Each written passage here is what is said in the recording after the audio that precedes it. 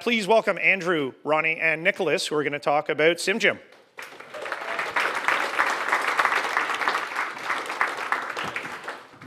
Thank you, Lawrence, for the intro. I feel like 10% of our relationship is you introducing me on stage. 10% is me buzzing you in a float plane at your cottage, and then I guess 80% Shopify. Okay, so thanks, guys. I have people from the SimGym team here. I'll introduce myself first. So I'm Andrew. I've been working on assistants actually since 2011 in a startup, which then got acquired by Microsoft, where I continue to work on assistants, and now at Shopify, not surprisingly, working on assistants, or I guess agents is the more common word now. But and then we have Ronnie and Nick here. So Nick is a development manager on SimGym. Been in development for 25 years. Worked in nonprofit, crypto, healthcare, YC startup, IC manager, exec, pretty much the complete package. So thank you for being here. Ronnie, ML senior engineer at Shopify for 7 years. His intro is he stopped coding manually 1 year ago, which I think is also a great intro. So does everyone here know what SimGym is, or kind of listen to Lawrence's intro on it? Okay, not a lot. So I'll give a little bit of an intro, and then we'll kind of get into it. So SimGym is a Shopify app that is basically simulating AI shoppers on your store as a merchant so that you can make theme changes or make edits to your store, and before running live traffic on it, you can actually have these AI shoppers typically do like an A/B test and then see what we think your add to cart or conversion rate is going to be on one theme versus a draft theme. And then there's other integrations that we're working on and how it relates to Sidekick that we'll get into a bit later. But it's a very interesting project because I think Shopify is very uniquely positioned to build something like this, having basically 20 years of storefronts and data and users using these stores. So I think we're very accurately able to try to model these AI shoppers and really give that value to merchants so that they can, there's all different size stores. So being able to, I have a small store and I don't have a ton of traffic. So for me to do an A/B test, it's going to be hard. But if I have these AI shoppers, suddenly that becomes very accessible to me. So it's a very interesting project. So super happy to have the guys here kind of talk with me about it. So one thing that I got to say is on my mind about it is that agents are very good at following instructions and doing tasks, or they're getting better and better, let's say, but humans are like not so good at doing tasks in general. Lots of distraction, lots of doing some of this, some of that, and then coming back. So how do you think about this idiosyncrasy of humans having this trait that models don't really have, and then trying to teach models to be more like humans in this case? Yeah, that's a very interesting and difficult question, right? I start off very difficult. Yeah. Maybe it'll get thanks easier a lot. later. Yeah. The thing is, LLMs are trained to mimic humans. Have you ever heard that you tip the LLM and the answer is better? Right. This is not a human, but it's mimicking us. So there's that, right? Even if the LLM is different, they are trying very hard to mimic us. Of course, we cannot rely on that for everything. LLMs are trained also to be more focused than me, at least. So what we need, we don't really need to mimic perfectly humans, at least my take. We need to mimic enough for our purpose. That makes everything easier, right? And we can even prompt the LLM to be a little bit distracted. And if you ever seen the thinking process of the LLM, have you tried to read that? Sometimes let's go a long way before they're really doing something. So there's also that. That's true. Actually, I didn't think about that. I think some of the models even like go continuously and just completely run out of a million context window. Also, they're very determined. Yeah. Like if it's trying to click on a button that it thinks it should click on, and nothing's happening, it will just click and click and click and click until eventually we have a step limit where it will stop, but it just will not stop. That's one thing that LLMs have infinite patience. They don't have infinite context, but they will if you prune the context, they will try that forever, whatever it is. And it's tricky because we want to be careful about not being too prescriptive about what it should do and how it should do it. Like we want it to be able to come up with its own plan, figure out how it's going to achieve its goal. But then without a particular amount of steering, then you get into that kind of situation. I kind of want to go back to, you said you tip these LLMs? Have you tried it? Well, I mean, I usually threaten them. I didn't. Also works. Tipping seems a lot less like they're going to come back and kill me later. But Have you heard that thing about Python? what? Apparently, if you want an LLM to write Python better, you have to be a lot more mean to it than you would if it was writing TypeScript. Because of like the corpus of Python community that it's been trained on. Oh, interesting. Yeah. I did not know that.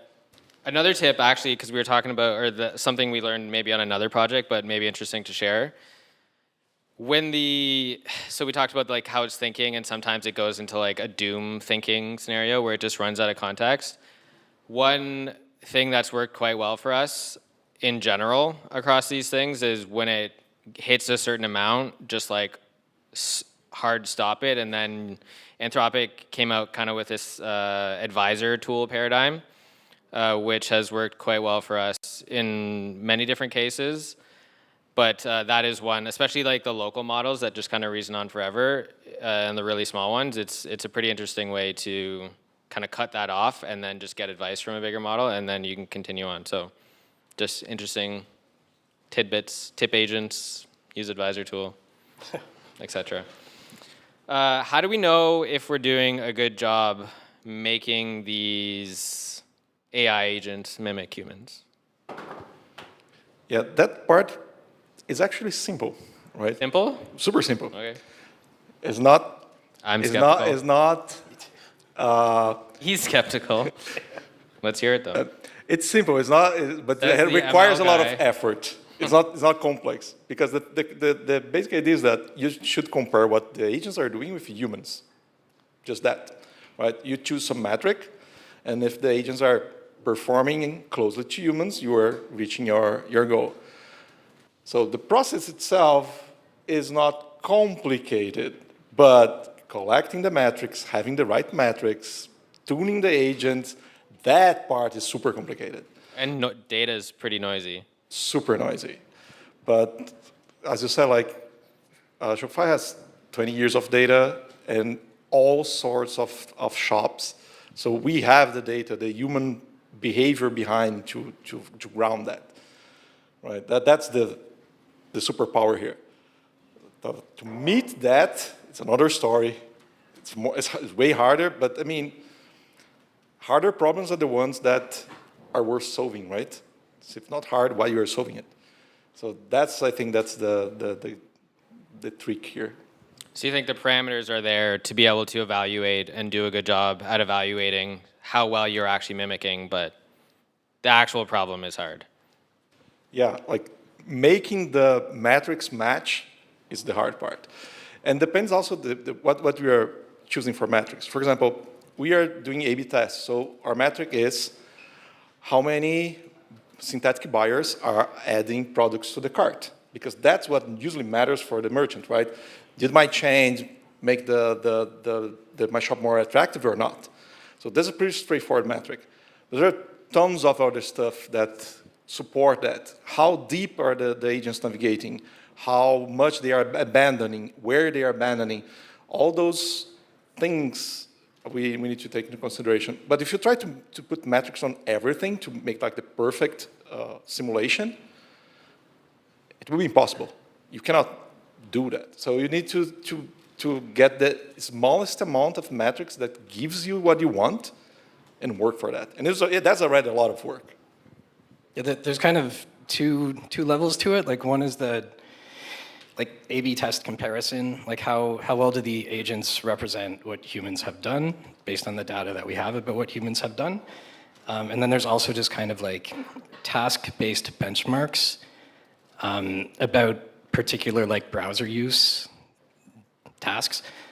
So like, can you use the search field? Can you click this button? Can you open this dropdown? So we kind of measure with those two different dimensions, like the benchmarks and the A/B. Actually, three, right? Because there's the recommendation. Oh yeah, There's one X. go for it. Okay, so there's that.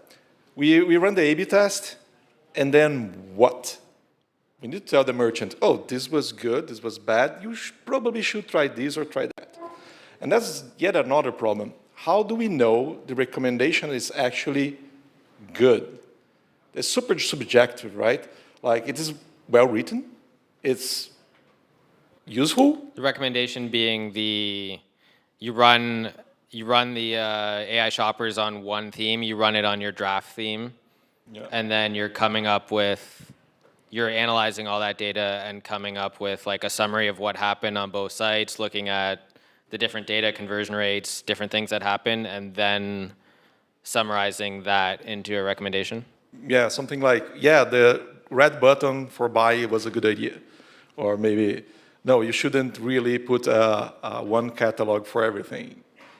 So those recommendations are something else that we need to also evaluate. The problem with that is they are subjective. They are good for some text. It's super hard to, it's not a metric that I can just count, right? So for that, we, for example, need real people saying this was good, this was bad.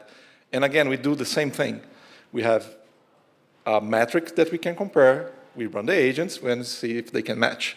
The whole process to get there, it's not straightforward, but the metric itself is not that complicated.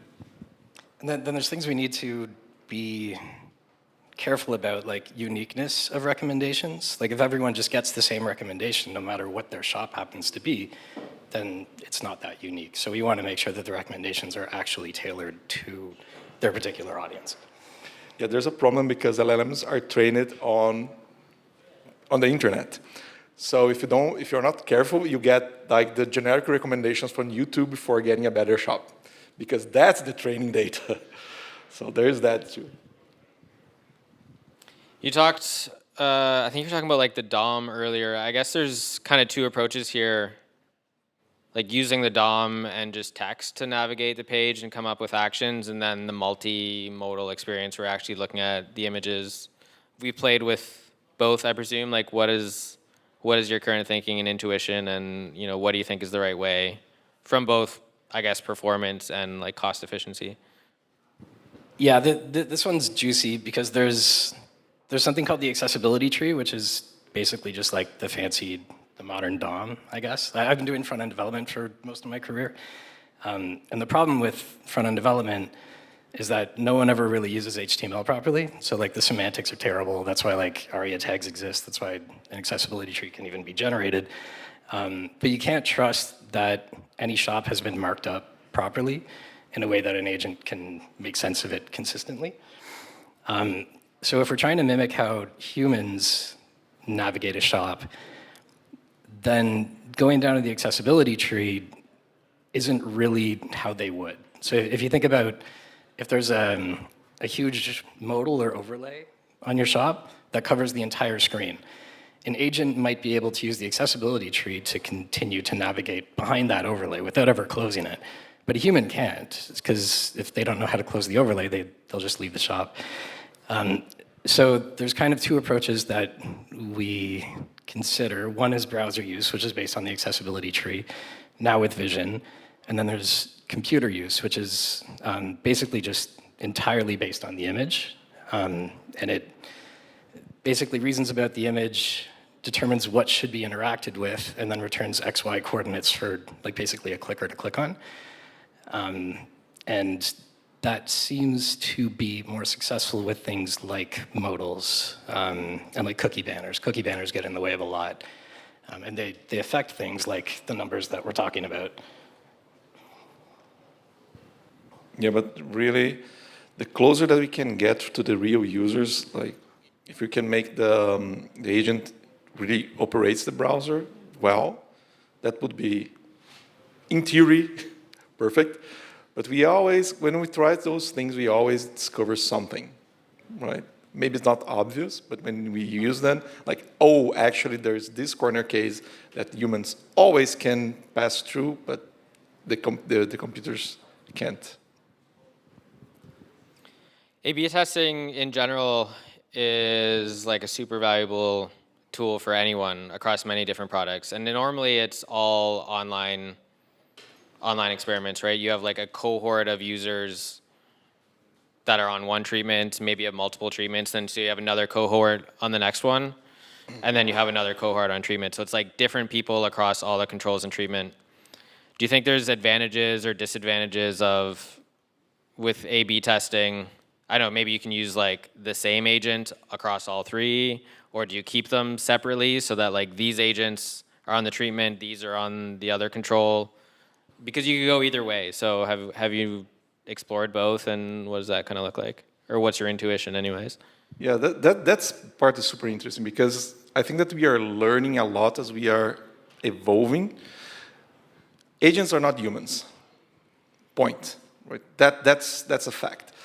But it's not that's not only make it harder or make this like more troublesome. There are some advantages in agents. For one is that you can see what the agent is thinking.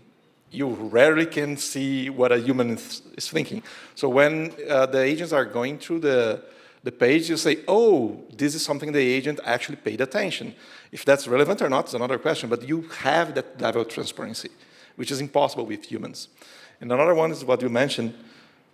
If I give 2 pages to a human, it's not going to work because the first impression is going to affect the judgment of the second page, right? That's why A/B tests are so difficult. Agents doesn't have that memory if you don't let them to have that memory. So I can get the exact same prompt, exactly the same agent, show A, show B, and inspect what was different from that. That's also completely impossible with humans, do those comparisons. So there is that. We have complications with agents, but we have unique opportunities. And the more that we advance in this project, more we are seeing them appearing. Some of them are pretty easy in hindsight. Yeah, of course, agents, you can get the same agent on A and B. That's so obvious. Now it is. When we start, it's like, no, we are mimicking humans. Let's make A/B tests exactly as humans do. And now we are like, well, there's other alternatives. And maybe there's still others that we are discovering as we go. Maybe we can start something that's not an A/B test. We call it something else. Yeah. Completely unique. Yeah, so we can get into, well, yeah, Sidekick plus SimGym seems like the AI power duo. Yeah. Why don't you tell us a little bit about that? AI plus SimGym? Okay. Sidekick plus SimGym. I have a slide SimGym for and this one. Sidekick. Who is familiar with Sidekick here? Nice. Okay, Sidekick is the agent inside Shopify, and it pretty much can admin a lot of things for you. It can help you find stuff. Pretty cool. It's quite mature already. So SimGym is kind of, it's not that, but we can combine them in a very interesting way. So imagine the following. I have a shop. I want to make it better, right? So I run SimGym and A/B test. SimGym is going to give me some recommendation. Okay, make this button red. So I can ask Sidekick to do that for me. And then I can run the test again. And I can loop that. I don't need to be in the loop, for example. I think that's an extreme case, right? But in extreme, I don't need to be in the loop for improve my website. Up to a point that, okay, we know that LLM goes crazy sometimes. But you start to think about like, yeah, we can have some continuous integration. One system applies, another system evaluates, and another system applies. Carpathy research loop. Kind of that, with 2 systems for shop, right?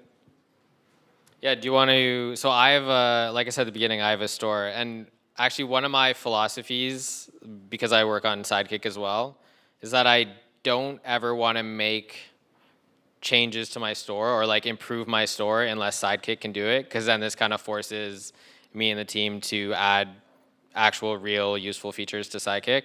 So I had like Judge.me reviews on my store, but people could leave reviews, but I wasn't actually showing reviews on my store because our theme editor or Sidekick could not add like the Judge Me blocks to the store via natural language. I mean, we can now, which is why this test worked. But so I didn't even know the team was doing this, but they ran this research loop on my store, and they saw that the agent on the product pages, the product detail pages, kept scrolling down and scrolling up, and its reasoning for scrolling down was actually to look for reviews, because this is a common pattern when you're buying things online. It's kind of rare that you buy things from stores without reviews, I think.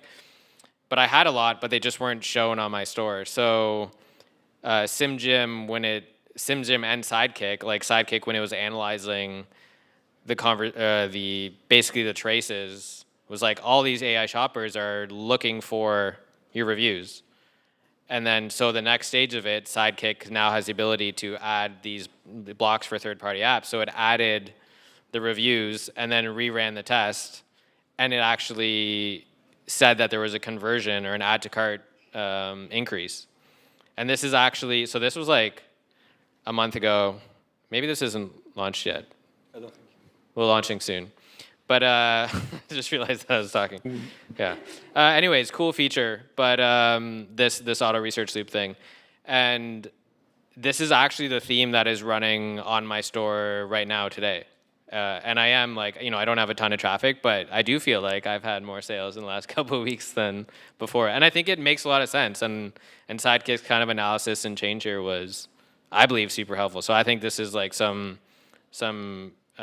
very good value that we'll be adding to merchants here. That's outside the A/B test realm, but like this whole auto research thing is pretty cool. Like we've done it in a ton of places now. Yeah, go ahead. There's two huge benefits with Sidekick compared to like traditional SimGym, and one is basically context and tool calling, and the other, I had it, I'm forgetting it.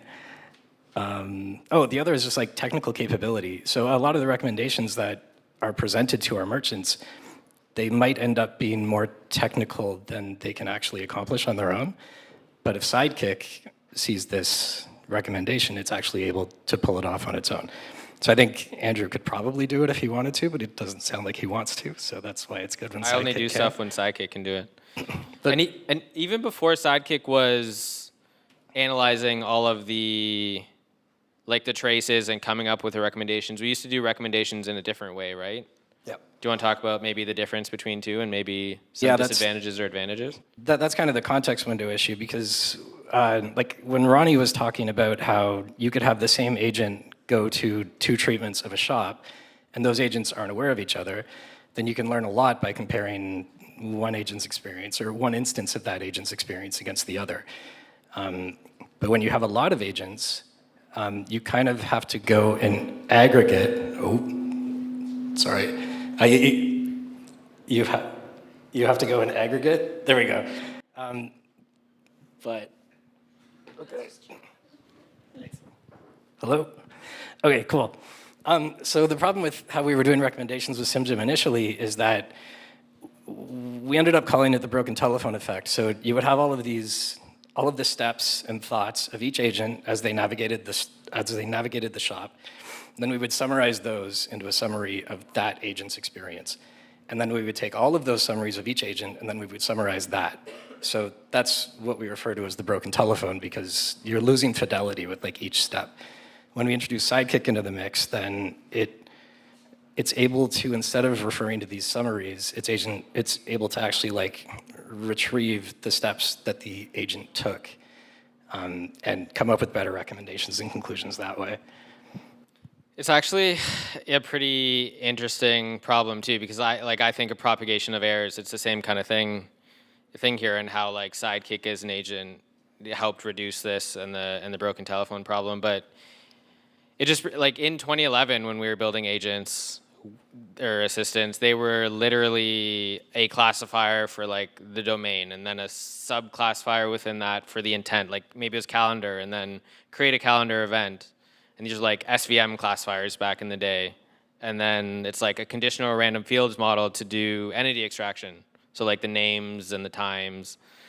And then it would go to a dialogue state tracker. And then it would go to like a templated natural language generation thing. And each one of those, we always used to say propagation of errors. You know, this was when we were at the startup. And wouldn't it be great if there was just one model to do everything?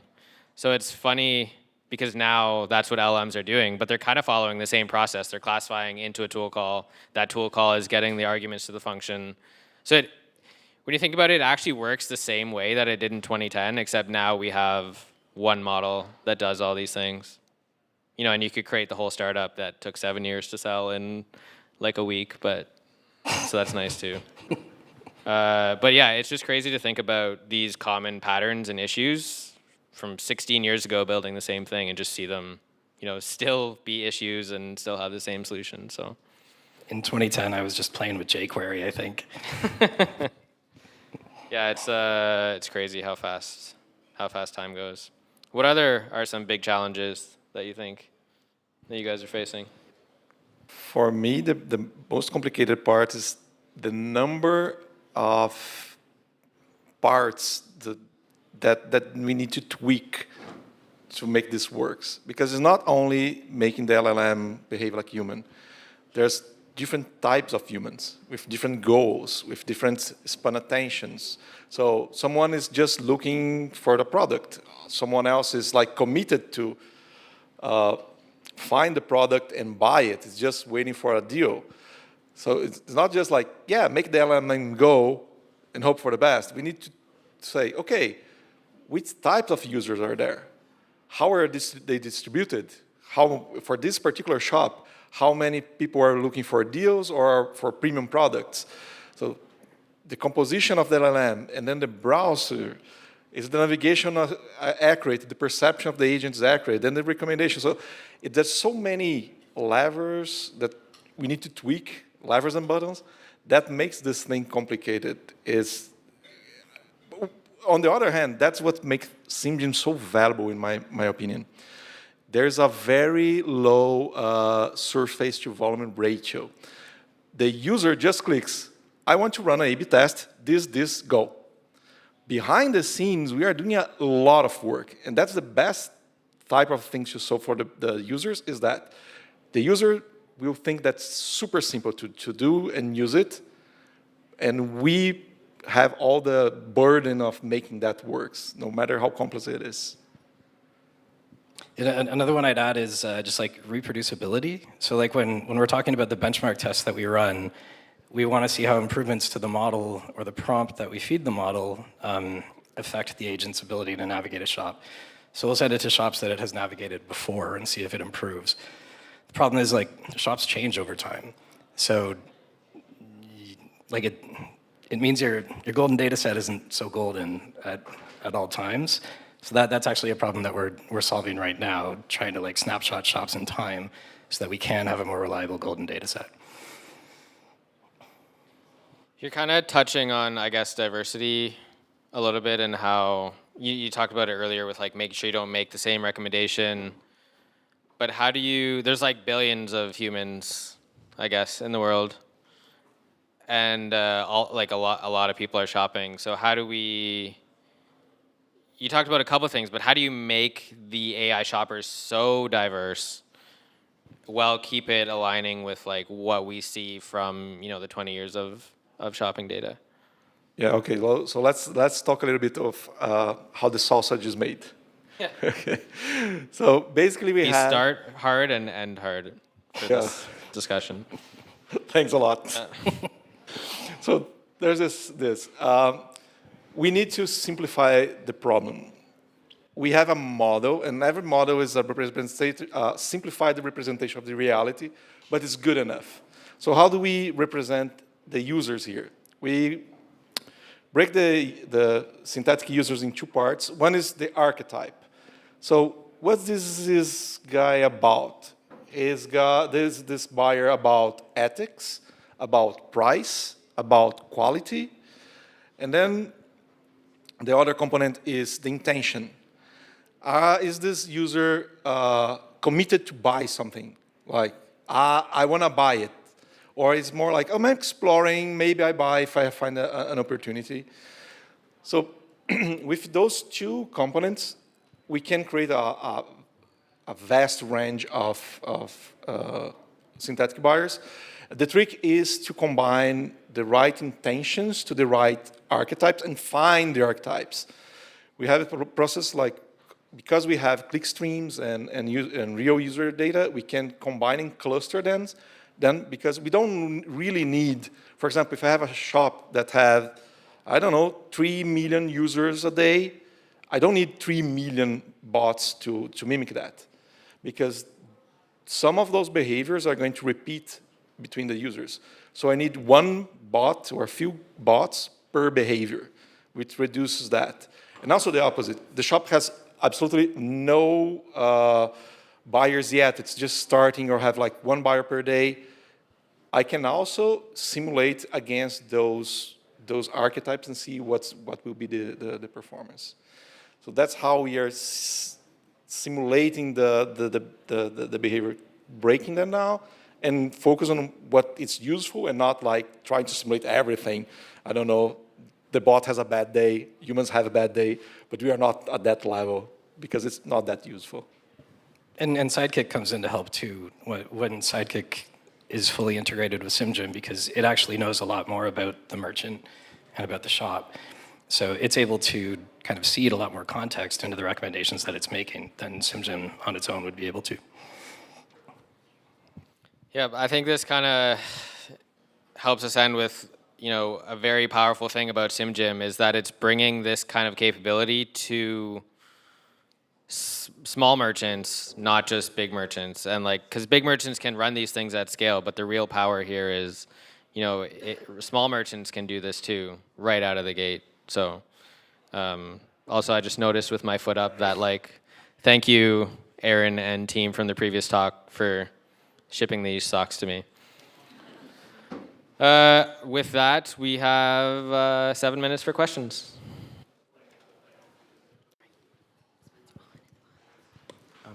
Maybe I misunderstood, but how do you capture the aesthetics part of a website? Because maybe arguably agents don't care if something looks pretty or not, but maybe some human buyers would resonate with the feel of a website, how to navigate it like that. Yeah, we don't get this the feel part. We reduce that to specific dimensions. For example, this agent or this buyer wants premium products, right? So it's not a matter of taste, but a specific angle of the taste, like premium versus cheap, or expensive versus cheap again. So that's how we break them, not just generic. We break the taste in some components that we can a little bit more easily measure. I think the multimodal model would capture some of this as well.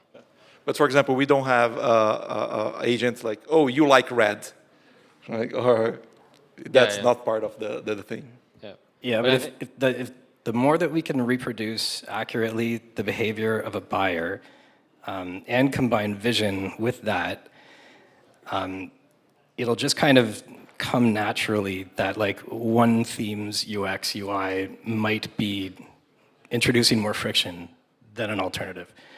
And we would see that through the add to cart rate or through other metrics. Yeah, I think even further, because I see the point of changing pixels around, changing the colors of a button or something can make a big difference, and we would need the multimodal model to capture that. There was a question over here. Yeah, hey guys, thanks. Thanks for bringing up auto research as well. I spend most of my time thinking about recursive self-improvement, specifically for creating new models or running really fast inference or hardware-specific inference. So I know you're sitting on a ton of data, and I know that you have access to whatever LLM you want. Can you walk me through how you think about model selection and when you think to go to create a proprietary model, train a new one? we're going to have to serve a ton of it, so we have to get something really small. Like, just walk me through how you think about model selection and creation. You want to start? Sure, because I actually had some stuff here when I was talking about the auto research loop. This is I'll share this slide because I actually first presented this, I think, last year at Toronto Tech Week. So I thought I'd just share it, and I think this has just been foundational to one, how we do evaluations and simulations, but also having that kind of judge and simulator that we can trust has led us to do pretty big things with auto research on even the like fine tuning of our own models, because like some of our models, like more of our interior models, let's say that maybe turn natural language into GraphQL, like on this next slide. These models are so great at like a huge variety of tasks, and they're very, very general. But what we're trying to show here is with things like auto research, if you want to, go into something way smaller for better inference, and it's just constrained to that task, that with an auto research loop and self-healing data and constant, you can actually outperform these very, very large models, but on a very task. So you can make it, better, faster, cheaper, but at the loss of this generalizability that these models just give you out of the box. So with this auto research stuff, I think it's fantastic, but I really think you need to have something like really foundational in place so that, these models don't do reward hacking and they actually, you can trust them.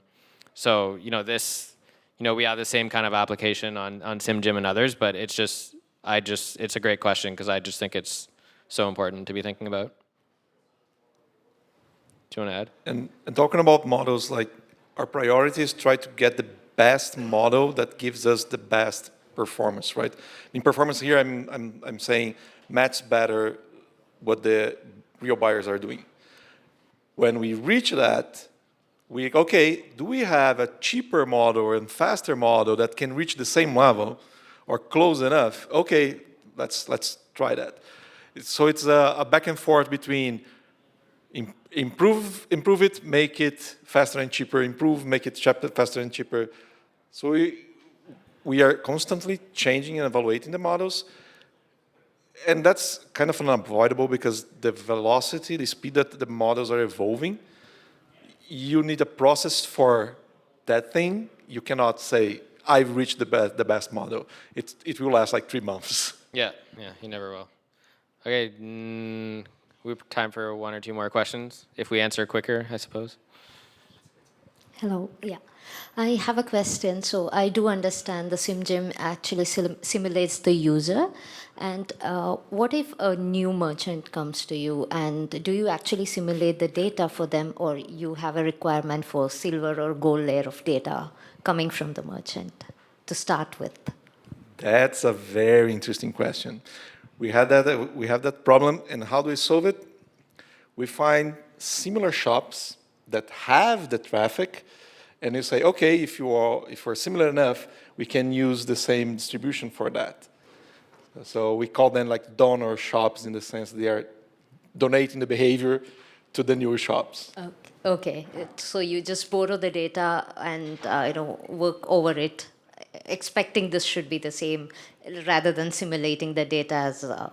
I think a big part of it is like just so many shoppers and creating these kind of archetypes as general shoppers, and then just throwing these archetypes of shoppers into any store is like pretty powerful. Okay, thank you. 1 more.